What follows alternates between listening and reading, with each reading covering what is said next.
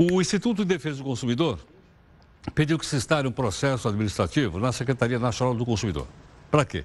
Para garantir aos usuários do WhatsApp, né, preservar dados pessoais no Facebook. Quem está aqui é o Bruno Bione. O Bruno é pesquisador do Grupo de Pesquisas Políticas, de Políticas Públicas de Acesso à Informação aqui da Universidade de São Paulo. Bruno, boa noite, obrigado pela gentileza. Bem-vindo. Eu que agradeço pelo convite. Bruno, qual é a confusão que dá então entre o Facebook e o WhatsApp?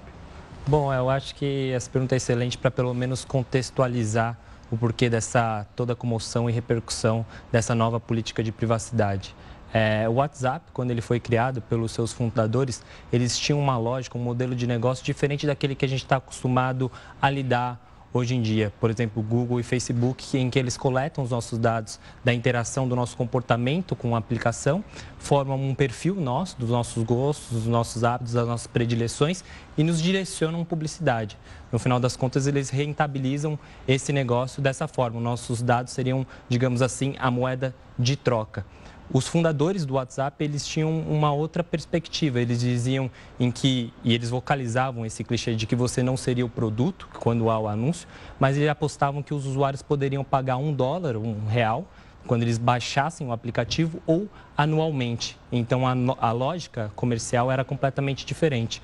Quando o Facebook anunciou a compra do WhatsApp em 2014, a grande preocupação é essa, se seria revertido essa engenharia, esse modelo de negócio do WhatsApp. E, na época, entidades de defesa do consumidor e direitos digitais tomaram algumas ações, procedimentos, e, na época, o Facebook até fez uma promessa à Federal Trade Commission, que é, às vezes, da Senacom, da Secretaria Nacional de Defesa do Consumidor, só que lá nos Estados Unidos, de que isso não seria feito.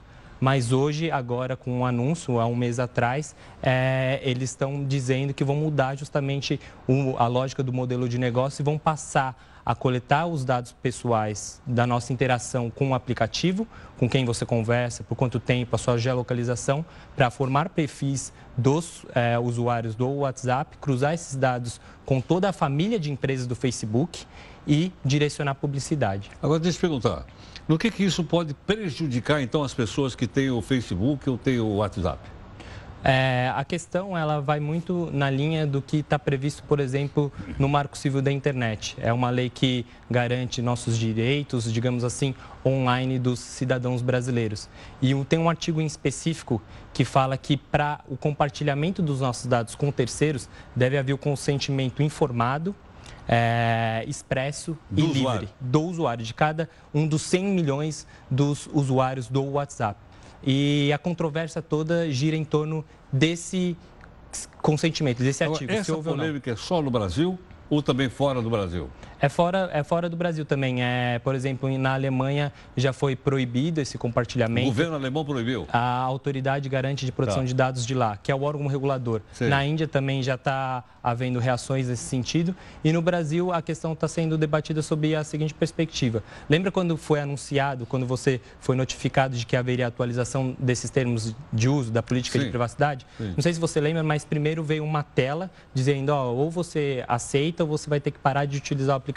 E vinha um botão verde dizendo, clique aqui para aceitar ou leia mais. Quando você clicava em ler mais, é que aí aparecia a opção de não compartilhar alguns dados com a família de empresas do Facebook. Então, se você invertesse a lógica, por exemplo, fosse mostrado primeiro que você tinha a opção de não compartilhar e depois, então, que você poderia aceitar as novas políticas de privacidade, mas com a opção de não compartilhar. Seria esse um método de encadeamento das informações que realmente informaria o consumidor e ele proativamente sinalizaria que ele concorda com o compartilhamento desses dados? E o terceiro qualificador do consentimento, que seria livre. E é isso que o Instituto Brasileiro de Defesa do Consumidor está denunciando.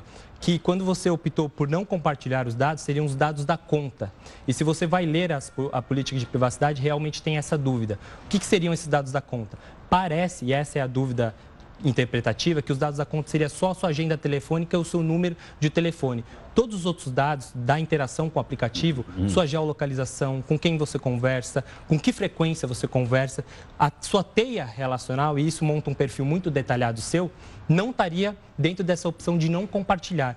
Então, você não teria realmente um poder de escolha. E é isso que o IDEC aponta no seu relatório, que seria uma espécie de consentimento forçado. E ele demanda a Senacom para que investigue isso. Se houve realmente, por parte dos 100 milhões de brasileiros, um consentimento livre, informado e expresso. Entendi. Muito claro. Bruno, vamos continuar a nossa conversa aqui um instantinho? Peço que você fique um instante mais conosco. Tá aí, ó. Todo mundo tem o seu Facebook. Se você viu, o Bruno explicou de uma maneira bastante didática para a gente, né?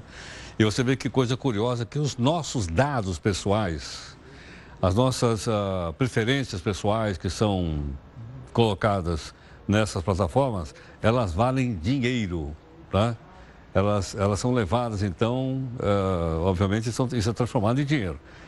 Aliás, essas empresas são muito bem colocadas no ranking das empresas mais rentáveis do mundo. O Bruno Bione, que é pesquisador da Universidade de São Paulo, está aqui. Bruno, você é pesquisador de que área lá na USP? O GPOPAI é um grupo que hoje tem um projeto de pesquisa sobre privacidade e vigilância, e por isso que eu estou muito interessado nessa área de proteção de dados pessoais. Agora, uma pergunta que eu queria te fazer. Você explicou a maneira pela qual eles nos induziram a aceitar. Essa empresa não tem compliance? Essa empresa não tem ética? Porque é mais do que eu me enganar. É roubar a minha confiança. Eu passo a não confiar mais nela, ou não? Acho que 2 pontos dá para ser abordado a partir dessa provocação. A primeira é a promessa que foi feita quando o WhatsApp foi criado, foi fundado, de que eles não se subverteriam assim, a esse modelo de negócio de publicidade comportamental. E a segunda é a promessa feita pelo próprio Facebook, quando adquiriu o WhatsApp, de que não aplicaria o modelo de negócio de publicidade comportamental para o WhatsApp. E agora eles o fazem com essa nova política de privacidade. Essa seria, então, uma frustração das nossas legítimas expectativas de quando a gente ingressou nessa plataforma. Esse é um ponto que está sendo debatido e que é a questão que associa com a sua provocação com relação à ética.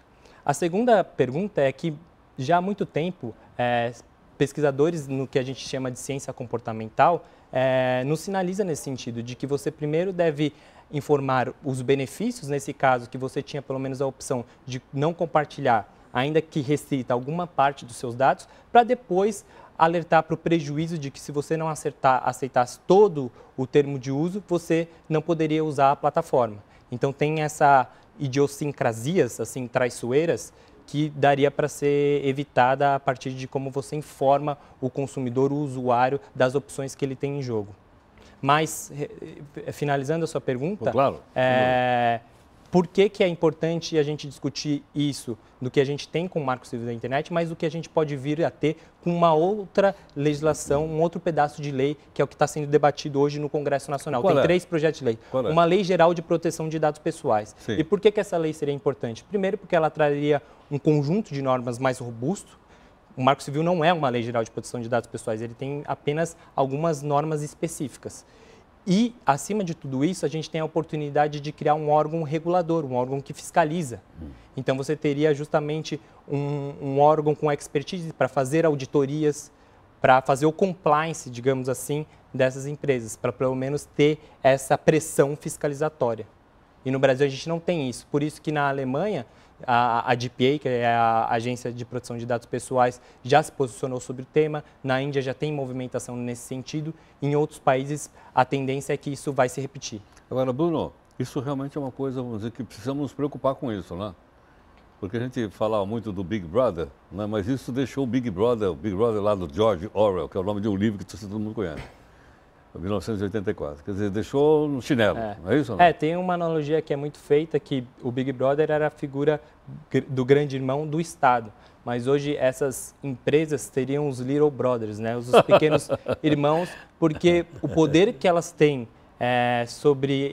informacional sobre quem nós somos, sobre quem nós nos expressamos ao utilizar essas aplicações, ele é muito significativo. Então, até onde que a gente poderia, pelo menos, ter um poder mínimo de escolha? Será que se eu pudesse, pelo menos, dizer, eu não quero que minha informação geolocacional seja coletada, seja processada para fazer um perfil meu, ou mesmo com quem eu me comunico, qual é a frequência, só você utilizar algumas informações específicas para me entregar publicidade direcionada. Eu acho que, no final das contas, esse caso do WhatsApp é uma ótima oportunidade para a gente discutir proteção de dados pessoais sobre esse viés, sobre empoderar o cidadão com uma esfera mínima de controle sobre os dados pessoais dele. Tá certo. Bruno, muito obrigado pela participação, obrigado aqui pelas suas explicações, ficou muito claro. Obrigado. Muito obrigado. Viu? Obrigado. Bom, tá aí, portanto, então, para você ter uma ideia da importância que tem as redes sociais. Obviamente, como já dizia aquele grande filósofo, não sei se você ouviu falar dele, o Vicente Mateus, isso é uma faca de dois legumes. Como assim? Lógico. Claro, há um crescimento muito grande de difusão da informação. Nós mesmos temos aqui uma plataforma do portal r7.com, né? Claro, mas há um outro lado nessa questão da tecnologia, que é essa que o Bruno explicou aqui para a gente. Ou seja, a gente perder a privacidade. Nossa privacidade virou moeda de troca. Né? Eu, por exemplo, uma vez viajei para um lugar, uma capital de um país do norte, lá, da Estônia, Tallinn. Eu nunca mais vou para lá, mas eles descobriram que eu fui para lá uma vez. O que eles fazem? Toda semana ele me manda lá assim, você não gostaria de ir para Tallinn? Tem uma passagemzinha baratinha para Tallinn. Eu não sei se o pessoal aqui está querendo se livrar de mim, me manda passagem para Tallinn. Mas não é não. É porque eles souberam que uma vez eu fui lá conhecer a cidade de Tallinn. Em 40 segundos nós voltamos.